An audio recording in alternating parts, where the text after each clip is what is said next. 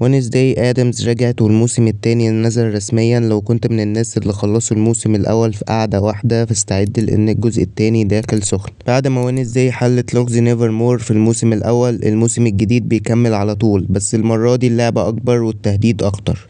من اول حلقة بتحس ان في حاجة مش مظبوطة، شخص جديد بيطارد وينزداي والمدرسة نفسها شكلها فيها اسرار اعمق من اللي عرفناها قبل كده. والاغرب انها لاول مرة بتحس انها مش لوحدها، في صداقات بتتغير، علاقات بتبدأ، وناس بتظهر من الماضي وممكن تقلب حياتها. التمثيل لسه جامد، جيانا اورتيجا بتقدم اداء قوي من الموسم الاول، والاخراج اغمق واسرع واقرب للرعب النفسي اكتر من الكوميديا.